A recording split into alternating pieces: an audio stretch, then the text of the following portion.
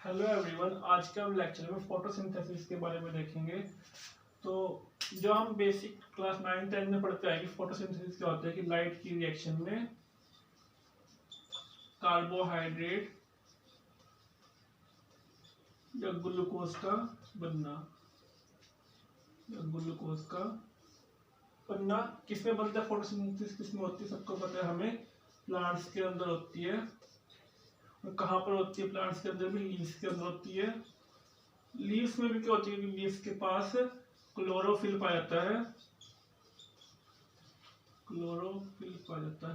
जो कि क्लोरोप्लास्ट से बना होता है और ग्रीन कलर का होता है।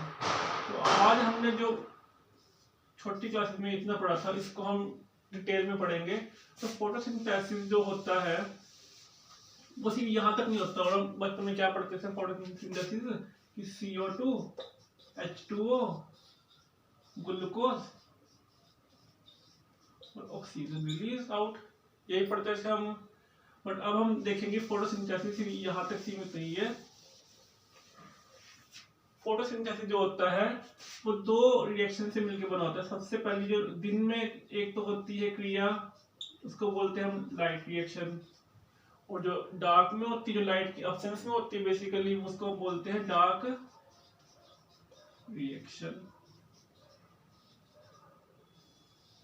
लाइट रिएक्शन में कौन कौन से प्रोडक्ट मिलते हैं हमें? लाइट रिएक्शन में बेसिकली NADPH बनता है या ATP बनता है, जो कि करेंसी सेल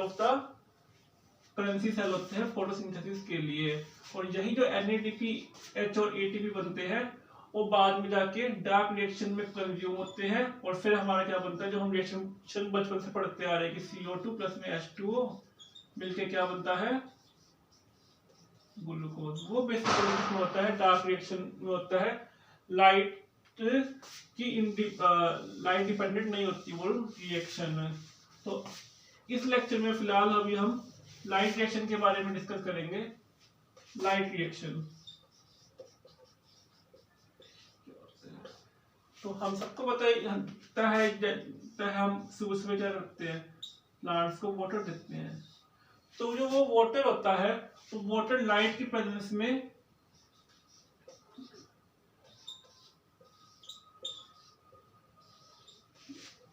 दो ऑक्सीजन में, 4 हाइड्रोजन में और इलेक्ट्रॉन जाके डिसोसिएट कर जाता है।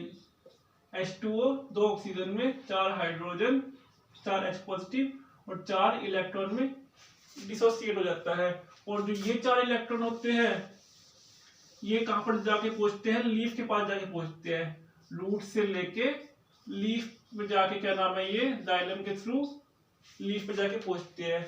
अब लीफ के पास क्या होता है? क्लोरोफिल होता है, क्लोरोफिल। और क्लोरोफिल के अंदर भी दो सिस्टम काम करते हैं। एक तो फोटो सिस्टम 1 जिसे हम कहते हैं, एक हम कहते हैं जिसे फोटो सिस्टम 2 कहते हैं। तो जो फोटो सिस्टम 1 होता है अपना, वो किस लाइट इंटेंसिटी पे काम करता है? 700 नैनोमीटर पे काम करता है। और जो अपना फोटो सिस्टम 2 होता है वो 680 नैनोमीटर पे वेवलेंथ पे काम करता है। अब क्या होता है, जो वाटर का मॉलिक्यूल जो डिसोसिएट हुआ, जो उसके इलेक्ट्रॉन 4 इलेक्ट्रॉन हमारे पास डिसोसिएट होके आए, वो कहां पर जाएंगे? फोटो सिस्टम 1 पे जाते हैं। कहां जाते हैं? फोटो सिस्टम 1 पे जाते, फोटो सिस्टम 2 पे जाते हैं, जिसकी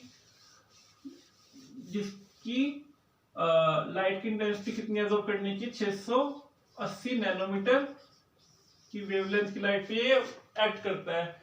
अब जो 4 इलेक्ट्रॉन यहाँ पर आए, ये आगे जाके एक्साइट होके किसके पास जाते हैं? ये 4 इलेक्ट्रॉन एक्साइट होके फियोफाइटिन एक मॉलिक्यूल होता है, फियोफाइटिन मॉलिक्यूल, उस पर जाके क्या नाम है, एक्साइट होके फियोफाइटिन मॉलिक्यूल को रिड्यूस कर देते हैं। फिर उसके बाद ये इलेक्ट्रॉन जाते हैं, ये इलेक्ट्रॉन किसके पास जाते हैं? QA के पास जाते हैं। फिर उसके बाद ये इलेक्ट्रॉन कहाँ जाते हैं? QB पे जाएंगे। QB पे जाने के बाद ये इलेक्ट्रॉन किस पे जाएंगे? प्लास्टोक्विनोन पे जाएंगे। और प्लास्टोक्विनोन बाहर के एनवायरनमेंट से हाइड्रोजन को क्या नाम है, हाइड्रोजन ले लेगा और PQ से क्या मिलकर बना देगा? PQ H2 बना देगा, PQH2 बना देगा। ये PQH2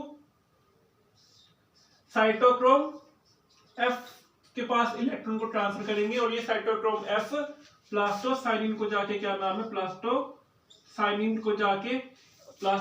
को जाके इलेक्ट्रॉन ट्रांसफर करेगा और ये प्लास्टोसाइनिन आगे जाके फोटोसिस्टम 1 को इलेक्ट्रॉन ट्रांसफर करेंगे और ये PS1 जो होता है फोटोसिस्टम 1, ये फेरेडोक्सिन को ट्रांसफर, ये A1 को ट्रांसफर करेगा, देन A2 को, and then A3, and last में जाके ये रिएक्शन कहां पे जाके रुकेगी, फेरेडोक्सिन पे लास्ट में जाके इलेक्ट्रॉन A3 जो मॉलिक्यूल है वो फेरेडोक्सिन को जाके इलेक्ट्रॉन ट्रांसफर करेगा और इस प्रोसेस के अंदर जो होंगी वो NADPH मॉलिक्यूल फॉर्म होंगे।